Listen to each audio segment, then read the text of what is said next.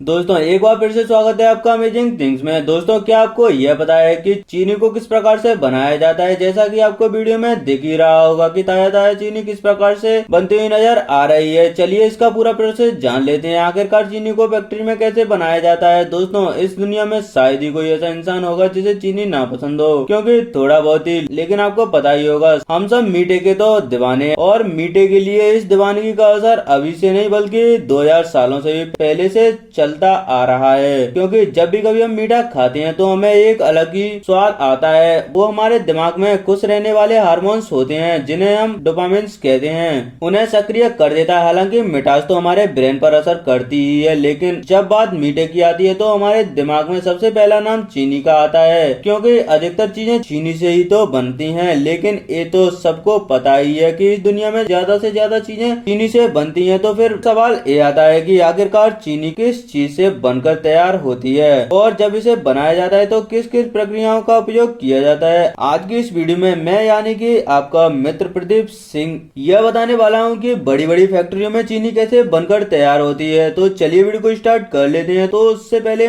मेरी एक छोटी सी रिक्वेस्ट है, वीडियो के नीचे आपको एक सब्सक्राइब बटन दिख रहा होगा, उसे दबाकर हमारे चैनल को सब्सक्राइब कर लें और बगल में लगे बेल आइकन पर भी प्रेस कर लें ताकि आने वाली वीडियो आपको सबसे पहले मिल सके। दोस्तों सबसे पहले आपको ये पता होना चाहिए कि ब्राजील के बाद दूसरे स्थान पर सबसे ज्यादा चीनी का उत्पादन जिस देश में होता है वह हमारा भारत देश ही है, और यह उत्पादन प्रत्येक साल बढ़ता ही चला जा रहा है। तो सबसे पहले जब बात इसके बनाने की आती है तब गन्ने को खेतों से काटकर शुगर मिल में लाया जाता है, और चीनी बनाने की यह सबसे पहली प्रक्रिया होती है। क्योंकि ज्यादातर चीनी गन्ने से ही बनती है। असल में इसे बनाने के लिए गन्ने के साथ साथ शकरकंद का भी इस्तेमाल किया जाता है, लेकिन मैं आपको बता दूं कि चीनी बनाने के लिए सबसे ज्यादा गन्ना ही उपयोग में लाया जाता है। हालांकि जब गन्ने को खेतों से काटकर शुगर मिल में लाया जाता है तब गन्ने के छोटे छोटे टुकड़े कर लिए जाते हैं, और इन टुकड़ों को करने के लिए उन्हें चॉपर नामी मशीन में डाल दिया जाता है। इस मशीन में गन्नों के बराबर साइज के टुकड़े हो जाते हैं। असल में ऐसा इसलिए किया जाता है क्योंकि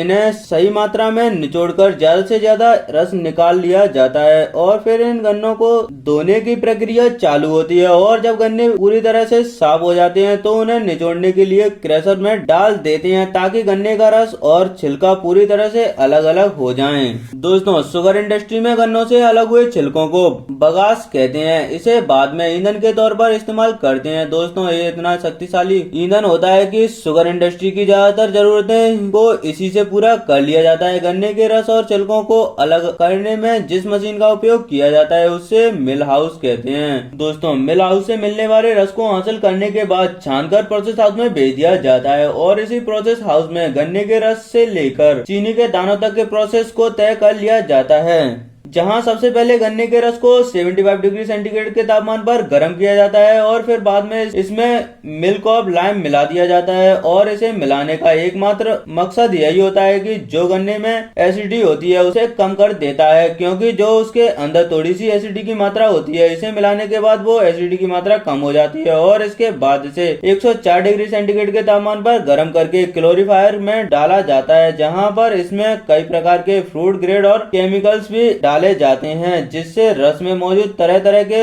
इम्प्योरिटीज नीचे बैठ जाते हैं, जिससे हमें साफ रस ऊपर की तरह आता हुआ नजर आता है। तो दोस्तों साफ रस ऊपर आ चुका है। अब इसे एवियोपरेटर की मदद से भाप में उबालने की प्रक्रिया चालू हो जाती है ताकि रस में मौजूद पानी भाप बनकर अलग हो जाता है, और इसी प्रोसेस की मदद से साथ ही साथ रस गाढ़ा होकर सिरा बन जाता है। और फिर इस गाढ़े सिरे को भाप के जरिए गर्म करके चीनी के खाने यानी कि रो शुगर क्रिस्टल बना लिए जाते हैं। और जब ये रो शुगर बनकर तैयार हो जाते हैं तो इसका कुछ हिस्सा रख लिया जाता है, क्योंकि इसे मिश्री बनाने वाले लोगों को बेच दिया जाता है, क्योंकि वो लोग इसे खरीद लेते हैं। क्योंकि इस तरह की चीनी केमिकल से भरी होती है, जिसके लिए मिश्री बनाने के लिए एक कढ़ाई में रो शुगर यानी कि पानी और थोड़ा सा दूध डालकर इसे बहुत अच्छी तरह से उबाला जाता है, और इसे कई घंटों तक उबाला जाता है। उबलने के बाद लेसदार हो जाती है तो पहले से तैयार दूसरे बर्तन जिसमें धागे लगाए जाते हैं उसमें उसमें डाल दिया जाता है और फिर इसे पूरी तरह से ढककर रख दिया जाता है 8 दिनों के लिए, ताकि इसे किसी भी तरह की कोई हवा ना लग सके। और जब इसे 8 दिनों के बाद खोला जाता है तो रो शुगर में से मिश्री बन जाती है, जो कि आपने देखी होगी चीनी की तरह ही होती है। हालांकि अगर आपने इसे खाया होगा तो इसका स्वाद चीनी से थोड़ा अलग होता है। और दोस्तों मैं आपको बता दूं कि रो शुगर से बतासे ही बनाए जाते हैं, जिसके लिए कढ़ाई में रंग पानी और चीनी को सफेद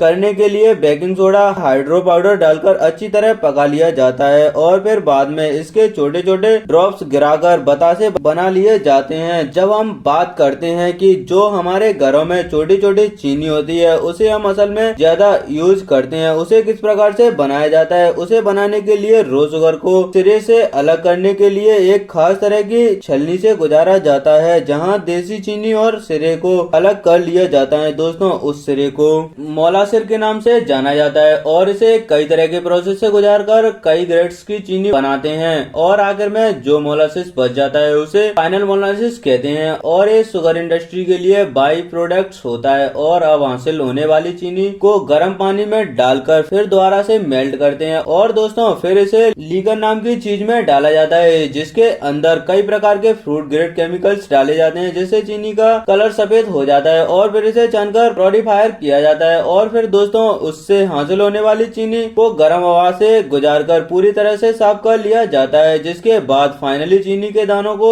चीनी के साइज की छलनियों से गुजार कर अलग कर लिया जाता है, जहां बारीक और मोटे दाने वाली चीनी को पैक करके सप्लाई के लिए भेज दिया जाता है और फिर जो दाने छोटे छोटे होते हैं उन्हें पीसकर शुगर पाउडर बना लिया जाता है, जिसे हम बूरा भी कहते हैं। तो दोस्तों उम्मीद है आप समझ गए होंगे कि किस तरह खेतों में लगे गन्ने से लेकर चीनी के दानों का ये सफर कितने सारे अलग अलग प्रोसेस से होकर गुजरता है। बाकी आपको इसके बारे में कुछ भी जानना है तो हमें कमेंट करके जरूर बताएं। और अगर आपको और भी शानदार वीडियो देखना है तो फिर हमारे चैनल अमेजिंग थिंग्स को लाइक शेयर और सब्सक्राइब करना ना भूलें। दोस्तों हम फिर मिलेंगे नई वीडियो में, तब तक के लिए नमस्कार।